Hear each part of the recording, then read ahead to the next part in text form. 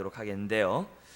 말씀은 구약 1184페이지에 에스겔 22장 29절에서 31절 말씀, 우리 먼저 한번 보도록 하겠습니다. 에스겔 22장 29절에서 31절 말씀 같이 우리 한 목소리로 읽겠습니다.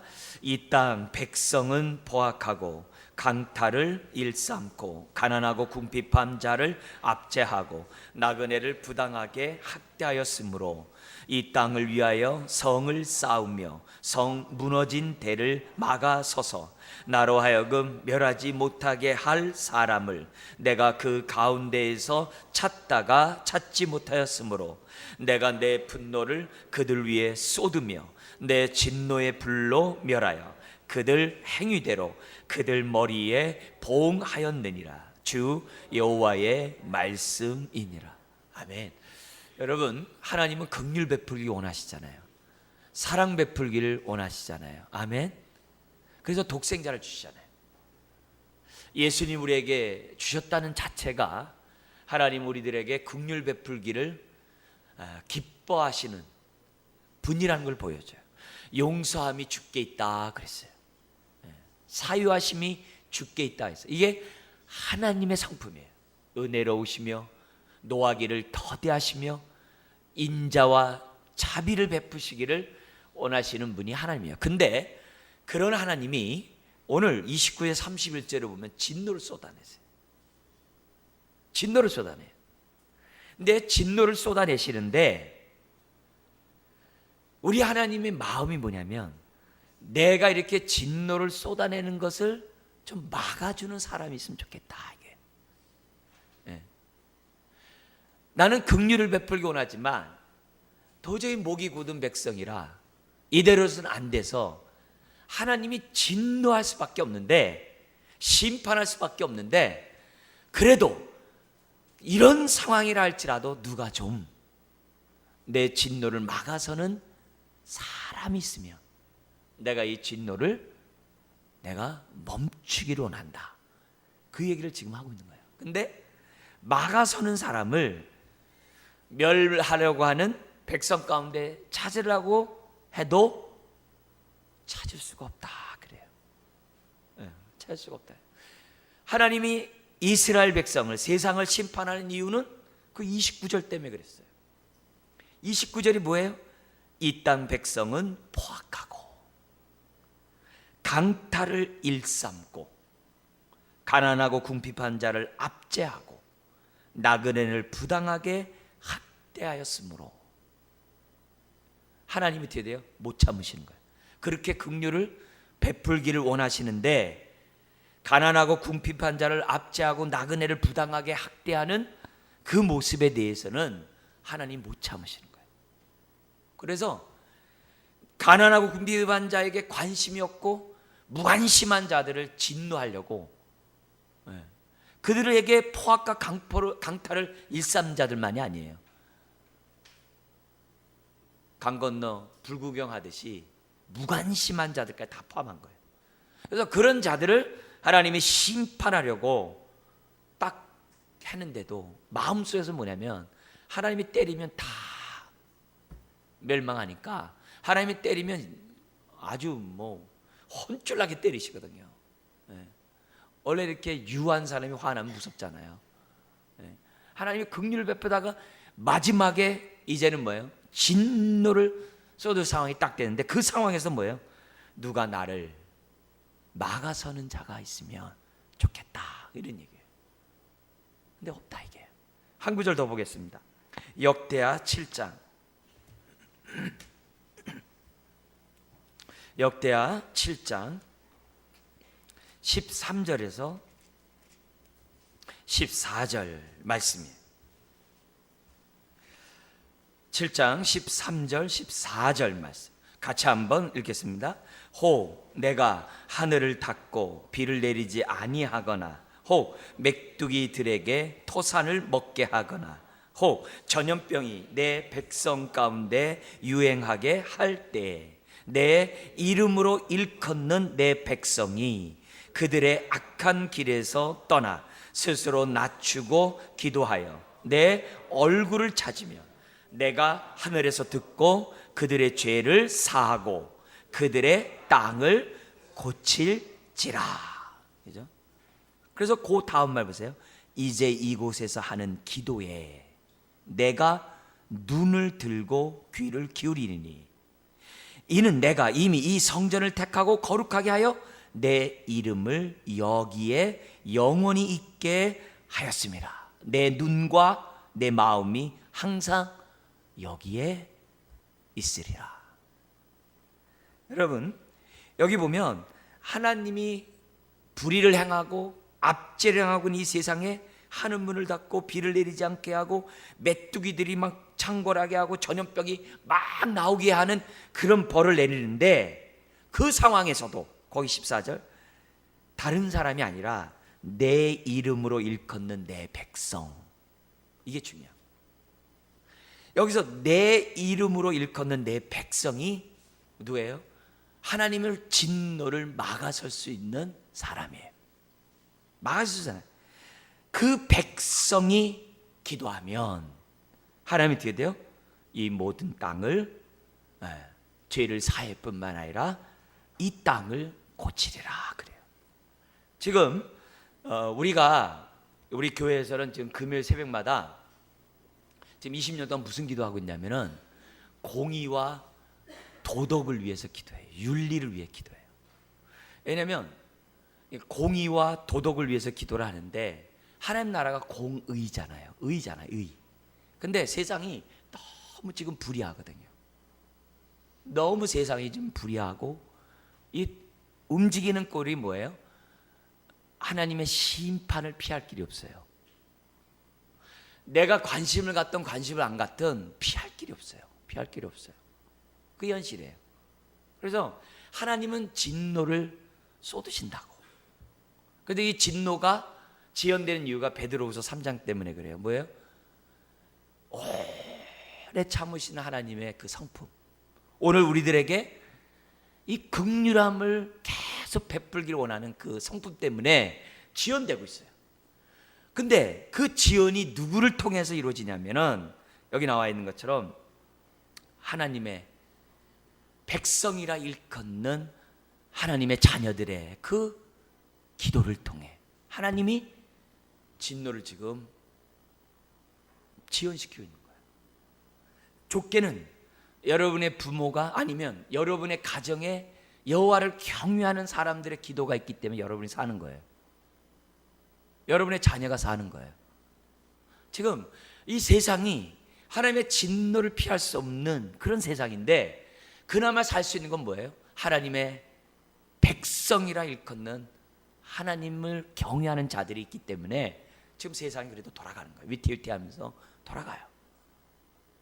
그러니까 이런 모습에서 우리가 오늘은 특별히 뭐냐면 나의 좀 이 정체성을 좀 갖는 좀 말씀을 얘기하고 싶어요. 우리는 좀 좁은 의미로 이제 중보기도에 대한 얘기를 하면서 중보기도에 대한 이 중요성을 한번 좀 생각하고, 우리가 기도를 하더라도 하나님의 마음을 품고 기도해야 되잖아요. 기도를 하더라도 내 필요만 구하면 참 어려운 거거든요. 은혜를 아는 자라고 말하기 어렵잖아요.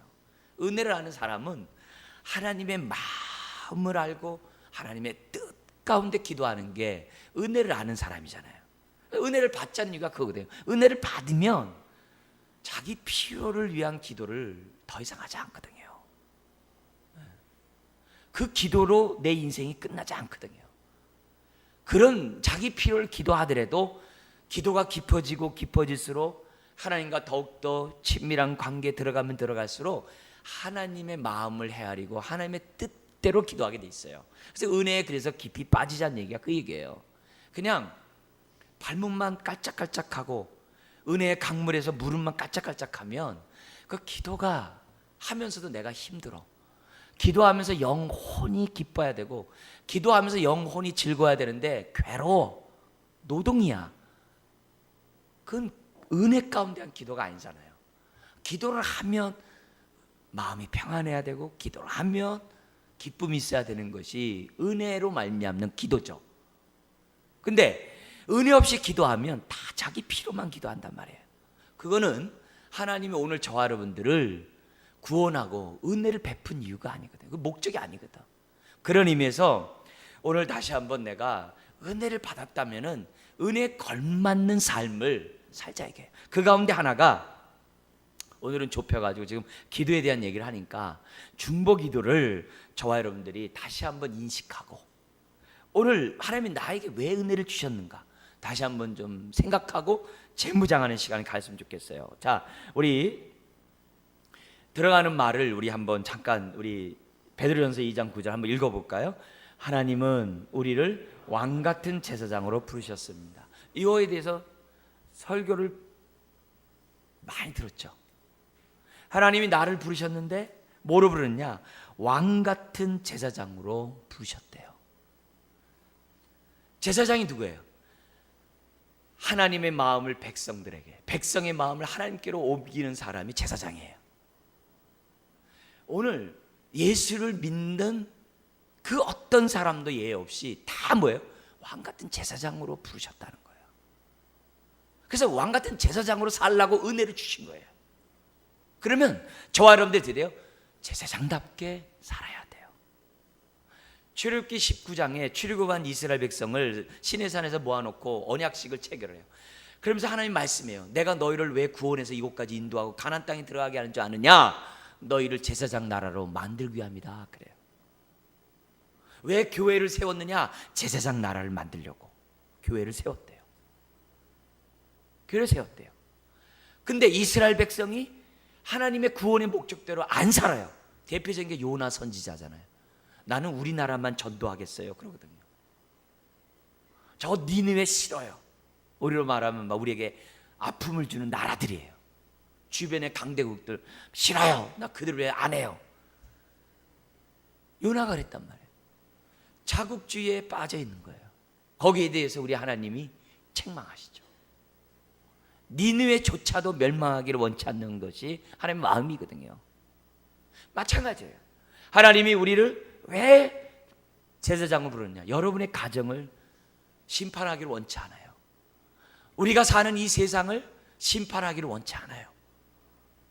그래서 하나님이 여러분을 부르셔서 여러분의 구원을, 여러분의 가정의 구원을 이루는 거고, 우리를 구원하셔서 이 세상의 구원을 하나님이 이루시고자 하는 거예요. 왜요? 멸하는 걸 하나님이 원치 않으니까.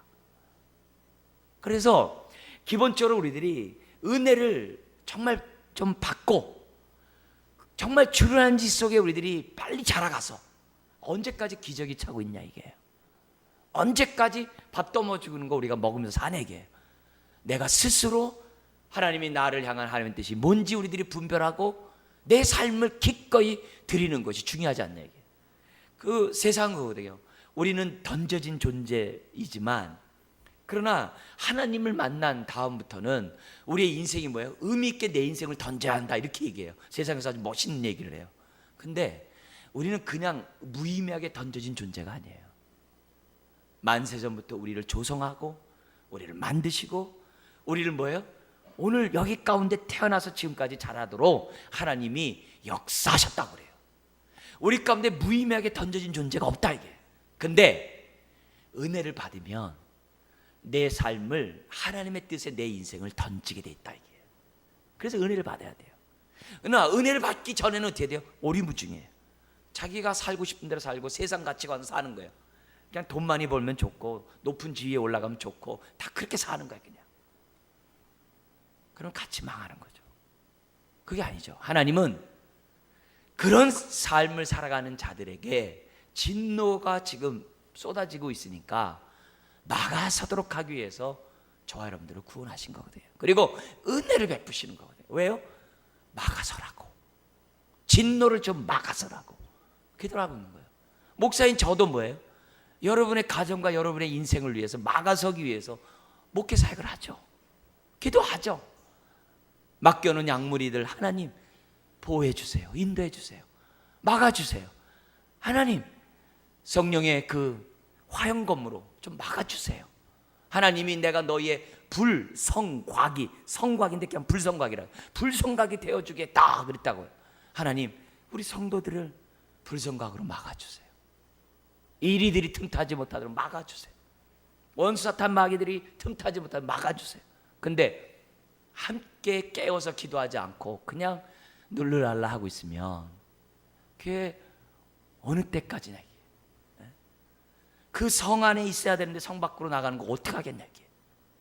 그런 의미에서 빨리 우리들이 하나님을 알고 하나님이 나를 구원한 목적들을 알아서 자발적으로, 누가 이해서 뭐라고 하는 게 아니라 자원함으로, 마지못해가 아니라 기쁨으로 주의 일을 하더라도 우리가 이렇게 섬겨나가는 모습을 딱 가질 때 내가 섬으로 내 가정이 서고, 내가 섬으로 내 주변 사람이 서고, 내가 섬으로 내 주변 사람들이 하나님의 은혜를 받게 된다는 거예요.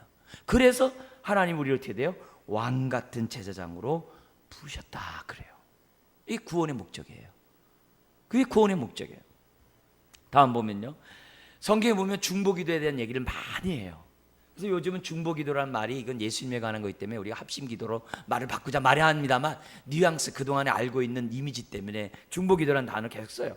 여기 보면은 간구와 기도와 도고, 도고가 뭐예요? 중보기도거든요. 우리가 중보기도를 하라고 해요. 그래서 우리는 성경에서 아브라함을 통해서 중보기도의 능력을 알아요. 소돔과 고모라 성도, 멸망할 수밖에 없는 소돔과 고모라 성도, 의인 몇 명 있으면 멸하지 않아요? 의인 10명 있으면 멸하지 않게 주겠다 그랬어요. 멸망하기 마땅한 소돔과 고모라 성도 의인 10명이 없어서 망해요. 10명이 없어서 망해요. 아브라함 조카 롯을 비롯한 그 롯이 전도만 했다면, 자기 사위들 그리고 그 자식들 전도만 했었다면 10명 넘겠죠. 근데 막아서는 자가 없는 거예요. 그래서 아브라함이 그렇게 50명만 있어도 망합니까? 아니다. 안 망하겠다. 그럼 45명. 아니다. 하나님 40명. 그래서 10명까지 내려가잖아요. 근데 10명이 없어 망해. 그 말은 10명이 있으면 소돔과 고모라 성이 멸하지 않다고 많을 수 있다는 것까지 우리에게 보여줘요.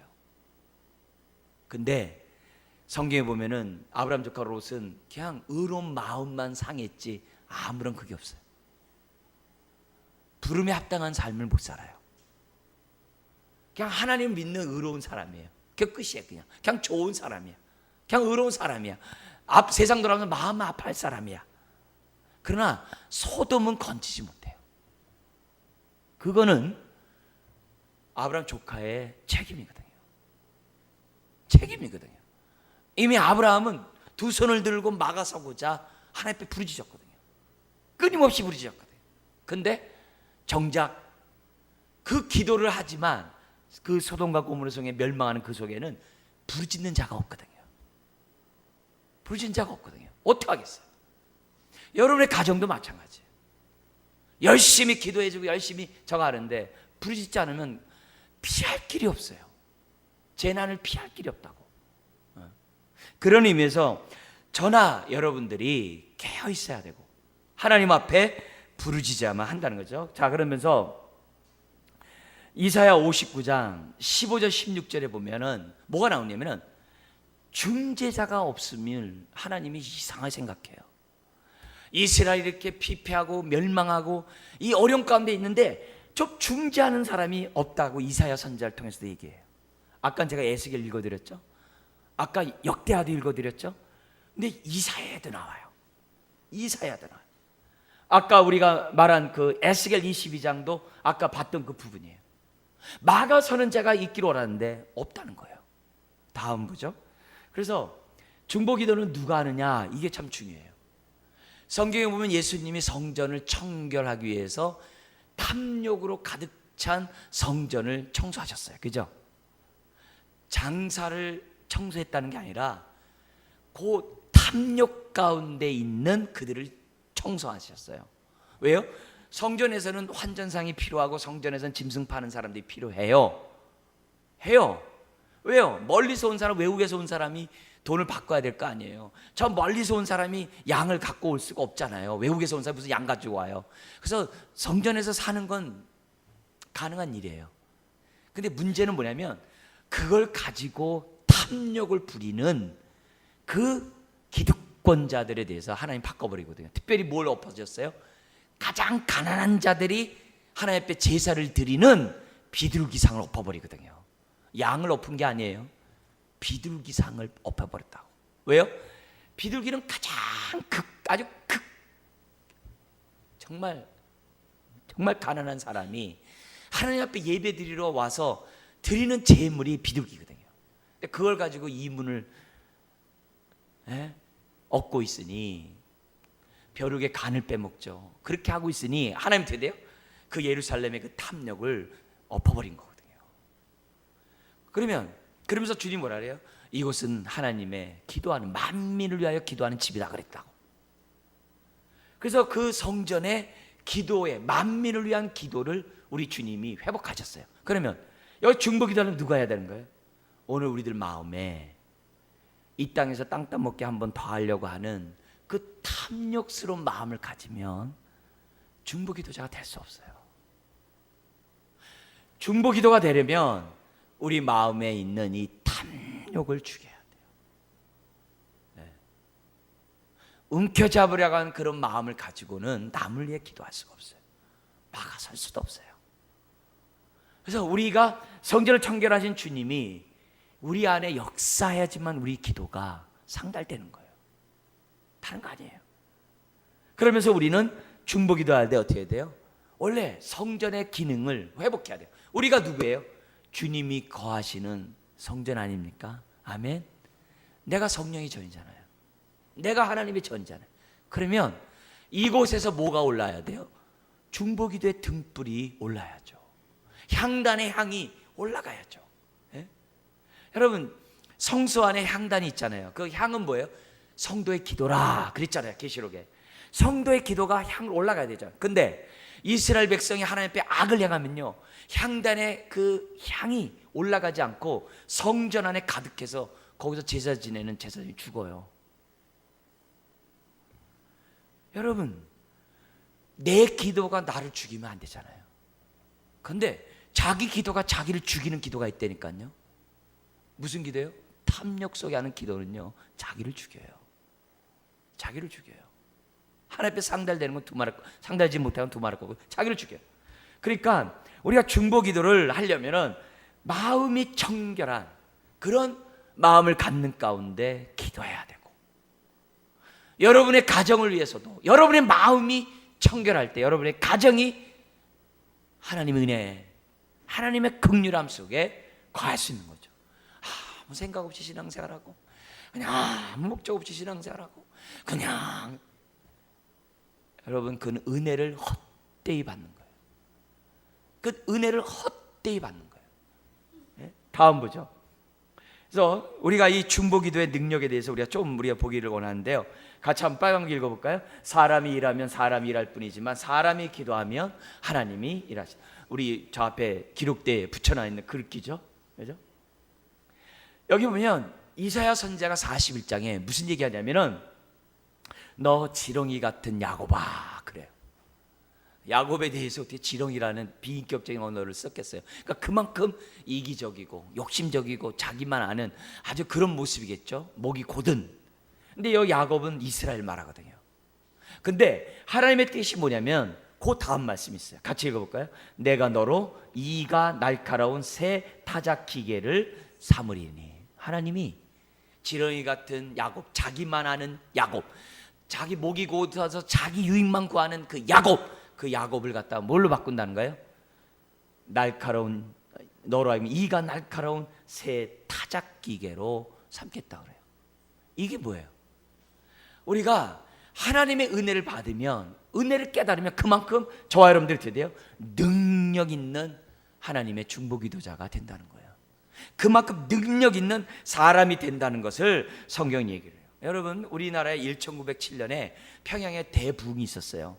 이걸 위해서 1903년에 원산을 중심으로요 매일 새벽 기도회를 열었어요. 그리고 집회를 열었어요.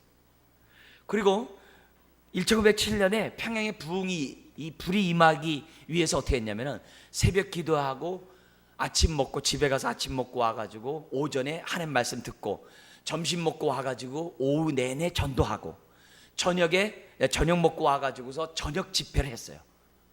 그렇게 뭐냐면 부흥 집회를 했어요. 그렇게 집회를 매년 했어요. 1903년 이후로. 그래가지고 1907년에 우리나라에 어떻게 평양에 오순절 마가다라뼈에 임했던 그 성령의 불이 떨어진 거예요. 그래서 그 당시 길을 보면은 한 일본 순사가 저희 가면 자기 죄를 자복한다길래 그 교회에 잠입해가지고 그들이 무슨 죄를 자복했는지 써가지고 그들을 갖다 내가 성과를 올리라 그렇게 했대요. 근데 옆에서 회개한 거 다 적다가 그도 은혜를 받아가지고 내가 일본 순사요, 내가 이렇게 왔는데 내가 잘못했. 그게 기록에 남아있어요. 그게 기록에 남아있어요. 근데 저기 목포에 있는 사람이 그 평양의 집회를 참여하기 위해서 자기가 개나리 보찜에서 그 2주 동안 먹을 양식을 다 짊어지고 평양에까지 왔다가 갔대요. 그게 기록에 남아있어요. 나사렛에서 예루살렘까지 개나리 보찜 지고 마리아가 예수님 데리고 성전원과 똑같은 거예요. 그 당시 그랬다는 거예요. 그러니까 그만큼 하나님 앞에 부르짖으니까 거긴 뭐야 돼요? 하나님의 역사가 나타났다라고 얘기를 해요. 다음도 보죠. 우리 아까 읽었던 역대하 7장 13, 14절 중요한 건 뭐예요? 내 이름으로 일컫는 내 백성. 이게 초점이에요. 그들이 악한 길에서 떠나 스스로 겸비하고 기도하여 내 얼굴을 구하며 하나님의 은혜를 구하며 내가 하늘에서 듣고 그 죄를 사하고 그 땅을 고치야. 이걸 우리가 믿고 하나님 앞에 뭐예요? 부르짖어야 한다는 거죠. 자, 그래서 다음 뭐죠? 그래서 우리가 서 있어야 될 곳이 뭐냐? 마가 선지자가 서 있어야 할 곳이 어디냐? 우리가 이제 세 개를 우리가 이제 살펴볼 텐데요. 우리가 한번 먼저 13장 1절 5절 한번 읽겠습니다. 너희 선지자들이 성 무너진 곳에 올라가지도 아니하였으며 수축도 아니하였도다. 이게 에스겔 선지자가 한 말인데, 이 하나님이 에스겔 선지자를 통해서 한 말인데, 이 말은 뭐냐면 전혀 바벨론 포로로 끌려가고 예루살렘 멸망한 이 상황에서 마가 선지자가 없다는 거예요. 그래도 옛날에 이스라엘 백성이 출애굽한 다음에 금송아지를 만들었을 때 그 시내산 꼭대기에서는 모세가 40일 동안 금식하면서 하나님의 진노를 막았었는데 그런 자가 없다는 거예요. 그 얘기를 하는 거예요. 그러면서 지금 하나님의 탄식이 지금 보여준 얘기예요. 자, 그러면서 중보자가 서야 될 것이 이제 성경에 이제 세 군데로 이제 우리 요약해서 얘기하고 있는데 첫 번째 결렬될 곳이라고 그래요.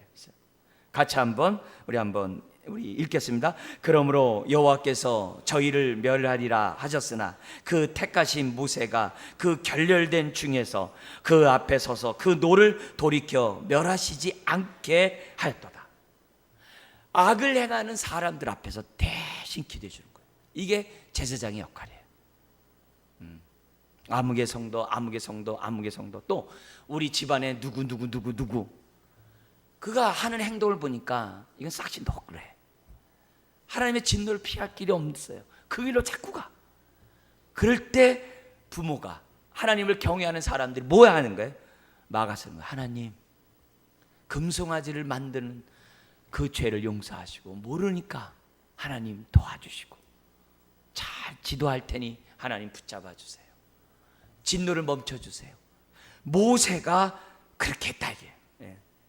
그래서 우리가 서야 될 것은 뭐냐면 지금 세상이 뭐예요? 다 가난하고 압제되고 여러 가지 힘든 가운데 있는 사람들이 점점 피폐하잖아요. 지금 하루에 2달러로 사는 사람이 45%랍니다. 지구에 70억 중에서 30억 명이 2달러로 산답니다. 하루 1달러로 사는 사람이 15%래요. 그러니까 1달러로 산다는 얘기는 한 달에 3만 원 가지고 사는 거예요. 우리가 이 방에서 돕는 아이들 3만 원 가지고 그 집안에 살거든요. 근데 그렇게 한단 말이에요. 근데 이런 세상이 계속 지금 지속될 때 하나님의 진노가 피할 길이 없죠. 그럴 때 저와 여러분들이 뭐예요? 기도해야 되는 거죠. 하나님, 분배가 잘 이루어지게 하시고 하나님의 공의가 잘 이루어지게 하시고 정말 청지기로서 있는 자들이 나누게 하시고 더불어 사는 세상 되게 해달라고 우린 기도해야 되겠죠. 무조건 그냥 막 아무것도 막 하고 막 했는데 무조건 탕감해주는 그런 게 아니라 열심히 수고하고 일하고 헌신했음에도 불구하고 1달러로 살아가는 이 세상 가지고는 안 되잖아요. 그건 소망이 없잖아요. 그런 세상이 아니라 더불어 잘 살 수 있는 세상이 되도록 기도를 해야죠. 다음 보죠. 두 번째는 뭐냐면 성벽이라고 있어요. 이사야 선지자 얘기예요. 62장 읽어볼까요? 내가 너희 성벽 위에 파수꾼을 세웠다. 그 밑에 한번 읽어볼게요. 이사야는 중보자를 파수꾼에 비교합니다. 파수꾼은 멀리 볼 수 있습니다. 아래에 있는 사람보다 미리 볼 수 있습니다. 즉 남들이 보지 못하는 것을 볼 수 있습니다. 중보기도는 누구냐면은 하나님의 마음을 알아요. 하나님의 뜻을 알아요. 그래서 중보기도자는요 벌써 하나님의 음성을 벌써 알기 때문에, 뜻을 알기 때문에 어디 올라가 있어요? 성벽 위에서 기도하게 돼 있어요. 이렇게 살다가는 우리 집안 끝나겠다. 이렇게 살다가는 우리나라 끝나겠다. 이렇게 살다가는 이 세상 끝나겠다. 벌써 안다고. 그러니까 뭐예요? 중보기도 하는 거예요. 우리가 무슬림을 위해서 지금 벌써 10년 넘도록 30일 기도를 해요. 왜요? 그대로 가면 안 되니까 기도하거든요. 계속 기도하거든요. 하나님의 뜻을 아는 자이기 때문에 성벽 위에서 우리가 기도를 해요. 우리 더 나가 볼까요? 다음 보죠. 세 번째는 뭐냐면 영적 전쟁터예요. 마태복음 12장 29절인데 같이 한번 읽어볼까요? 사람이 먼저 강한 자를 결박하지 않고야 어떻게 그 강한 자가 집에 들어가 그 세간을 늑탈하겠느냐. 결박한 후에야 그 집을 늑탈하. 이건 뭐냐면 예수님이 마귀를 박살낸 다음에 귀신을 쫓아냈다 이 말이에요. 귀신을 쫓아내는 게 바알세불의 힘을 입어서, 마귀의 힘을 입어서 귀신 쫓아내는 게 아니라 이게요. 그래서 중보 기도자들이 있어야 될 곳이 뭐냐면 영적 전쟁터예요. 여러분, 바람이 눈에 안 보인다고 없는 게 아니잖아요. 하나님이 눈에 안 보인다고 안 계신 분이 아니잖아요. 여러분, 귀신이 우리 눈에 안 보인다고 없는 게 아니잖아요. 득실거리거든요. 이런 상황에서 우리들이 뭐냐면 깨어 기도해야죠. 흉한 결박이 끊어지고 사단에게 속고 귀신에게 눌린 자들이 책해달라고 기도해야죠. 기도해야죠. 제가 그랬잖아요. 그 수련회 가지고 3-4번 해야 된다고. 이게 뭐냐면 기도가 이렇게 뭐냐면 처음부터 이렇게 막 잘 나올 정도로 우리가 미리 준비를 잘하면 좋은데 되게 그러지 않거든요. 많은 사람들이 적은 수만 그런단 말이에요. 그러나 이게 뭐 어떻게 돼요? 아무리 생짜도 3-4번 집회를 가지면요 이게 좀 돌아가요. 기도하더라도 믿음으로 기도하고, 기도하더라도 좀 은혜에 집중하고 은혜를 받아요. 아주 생짜가 아니라고. 그래서 그런 의미에서 우리가 기도를 하더라도 정말 이 전쟁터에 우리가 서가지고 우리 집안에서 손을 들고, 우리 교회에서 손을 들고, 여러분의 부서에서 손을 들고, 이 세상을 향해 우리가 두 손을 들 때 하나님의 은혜가 임한다라고 볼 수 있는 거죠. 다음 보죠. 중보기도는 어떻게 하는가? 기본적으로 두 가지를 우리가 생각해야 돼요. 한번 첫 번째 읽어볼까요? 성령의 인도를 받으면서. 그죠? 두 번째는 성령의 능력. 왜요? 오직 신으로만 되겠다고 말씀하셨기 때문에 우리는 어떻게 돼요? 성령에 의해서 기도해야 돼요. 성령님은 지금도 우리를 위해서 어떻게 해요? 말할 수 없는 탄식으로 우리를 위해 친히 간구해요. 그래서 우리가 성령께 귀를 그리고 성령에 따라 기도하자. 근데 요 말을 이해하는 사람이 있고 이해 못하는 사람이 있어요. 요걸 경험해야지만 이해를 해요. 성령님이 지금 말할 수 없는 탄식 가운데 지금 나를 위해 기도하는 것을 내가 경험해 봐야 중보 기도자가 할 수 있어요. 요건 못하면 맨정시로 기도했다가는 기도 뭐 3-4분 하면 왜 이렇게 길어 그러거든요. 5분 하면요 졸다가 일어난다고. 근데 성령에 따라서 기도하다 보면 이게 무슨 기도인지 안다고 자기가. 다음 보죠. 우리 영적들에 대해서는 우리가 너무나 잘 알는 얘기죠. 아브라함을 통해서 하나님 열방이 복받기 원하는 것처럼, 또 시편 2편에 우리 열방이 복을 받기를 원하는 것처럼 저와 여러분들이 어떻게 돼요? 열방을 위해서 기도하는 건 당연하겠죠. 그 다음도 보죠. 그리고 특별히 여기 뭐냐면 디모데전서 2장 1-2절에 이 말씀을 얘기하고 싶은데, 이게 뭐냐면 위에 있는 위정자들을 위해서 좀 기도하라는 거예요. 지금 우리 잠언 29장 읽어볼까요? 의인이 많으면 백성이 즐거워하고 악인이 권세를 잡으면 백성이 탄식해요. 그래서 우리가 이 위정자들을 위해서 기도하고 투표나 이런 부분에 있어서 열심히 참여하고 악한 사람이 정권을 잡지 못하도록 정말 기도하고 자꾸 하나님의 의의가 드러나도록 우리가 해야 되거든요. 근데 그런 일도 해야 되지만 높은 위치에 있는 사람들을 위해서 저와 여러분들이 뭐 해야 된다?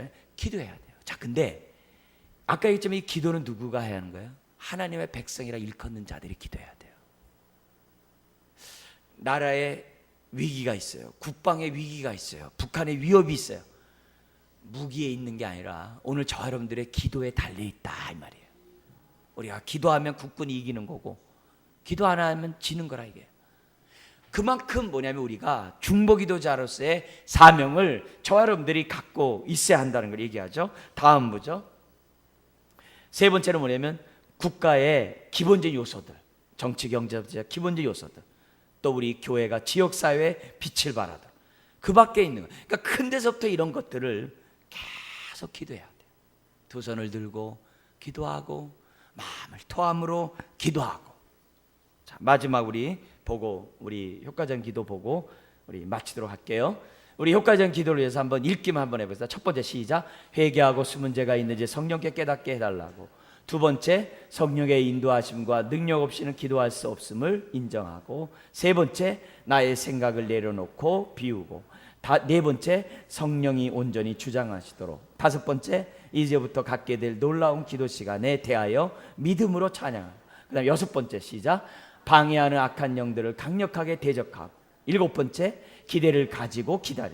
여덟 번째, 성경을 펴놓고 기도하고. 아홉 번째, 기도의 놀라운 기도 시간을 주신 것을 감사하며 찬양으로 마쳐라. 열 번째, 주의 뜻대로 구하는 것은 다 들으시기에 뜻대로 구해야 합니다. 기본적인 요소를 다 못 외우더라도 기본적인 몇 가지만 여러분 가지면 돼요. 마지막 우리 보겠습니다. 같이 한번 읽겠습니다. 하나님은 왕같은 제사장으로 복음과 하나님 나라를 위하여 우리를 중보기도자로 부르셨습니다. 빨간 거, 우리가 기도하고 하나님은 역사하십니다. 자, 우리 말씀 우리 생각하면서 왜 우리에게 은혜를 주셨는가? 나를 중보기도자로 왕같은 제사장으로 삼기 위하여 우리에게 은혜를 주신 줄 믿습니다. 우리는 우리 가정의 제사장이요, 교회의 제사장이요, 세상의 제사장인 것을 믿습니다. 오늘 이 시간 다시 한번 나에게 은혜를 주신 이 은혜 헛되이 소멸하지 않고 중보기도함으로 하나님의 뜻을 우리가 전할 뿐만 아니라 무엇보다도 심판하시는 그 모든 것을 막을 수 있는 하나님의 자녀들 되게 하여 주옵소서. 막아서는 자들 되게 하여 주옵소서. 우리가 말씀을 생각하면서 우리 한번 기도하도록 하겠습니다. 기도하되 우리 이 시간 정말 우리의 마음을 토하는 마음으로 주여 한번 부르짖고 이 시간 다 같이 기도하겠습니다. 주여! 아버지 하나님, 오늘도 주 앞에 나와 간구하는 하나님의 종들의 기도를 들으소서. 이들의 아버지 하나님의 기도를 주여 들어주셔서 주여 하나님의 은혜를 생각하게 하시고 오늘 주여 막아서는 자로서의 그 위상을 가지며 이 시간 아버지 하나님 기도하도록 도와주옵소서. 주여 오늘 부르짖는 주의 종들의 기도를 기억하소서. 이들의 마음을 주여 이 시간에 주장하여 주시옵소서. 하나님 앞에 주여 마음을 토하게 해주시고 하나님이 나를 왕같은 제사장으로 부르셨음을 확신하게 하여 주시고 주여 내 안에서 성령님이 말할 수 없는 탄식 가운데 부르짖는 아버지의 그 탄식 소리를 들을 수 있는 하나님의 자녀들 되게 하여 주시옵소서. 세상은 하나님의 진노의 날에 처할 수밖에 없고 하나님의 진노를 피할 수밖에 없는 현실이지만 주여 막아서는 자를 찾고자 해도 찾지 못하는 이 현실 앞에 오늘 아버지 안에 주의 자녀들이 막아서기를 원하는 자로서 주여 이 시간에 서기를 원하오니 아버지 하나님 도와주시옵소서. 언제까지 아버지 하나님의 자기 일을 구하며 언제까지 하나님의 뜻을 외면하며 언제까지 은혜와 떠난 삶을 살아가야 되는지 주여 이 시간에 깨닫게 하여 주시옵소서. 자기 일에 바쁘는 사람들을 긍휼히 여겨주시고 하나님의 마음을 헤아리지 못하는 자들을 용서하여 주시고 하나님의 뜻을 분별하지 못하는 자들을 긍휼히 여겨주시고 오늘 아버지 하나님의 모세처럼 아브라함처럼 이 에스겔처럼 이사야처럼 막아서는 자들 되게 하여 주시옵소서. 자비로 시다버리 하나님이 오늘 머리 숙인 주의 자녀들 은혜를 더하여 주소서. 은혜를 깨닫게 하여 주시옵소서. 은혜를 주여 맛보게 하여 주시옵소서. 그래서 아버지 하나님이여, 나를 위해 사는 인생이 아니라 하나님의 은혜 가운데, 하나님의 능력 가운데 주여 살아가는 종들 되게 하여 주옵소서. 주여 아버지 하나님, 우리의 손의 기도가 주여 올려지게 하여 주시옵소서. 세상은 멸망, 세상은 어렵게 돌아가는데 태연하게 아버지 하나님 아무 일 없이 살아가는 인생들 되지 않도록 도와주옵소서. 주여 이 나라를 불쌍히 여기시고 이 세상을 긍휼히 여겨 주시옵시고, 아버지 하나님이여, 오늘도 하나님의 백성이라 일컫는 자녀들 오늘 이 시간 주 앞에 기도함나니 은혜를 더하여 주소서. 역사하여 주시옵소서. 오늘 아버지 하나님 받은 하나님의 은혜들을 깨닫는 이 시간 되게 하시고, 주여 우리들의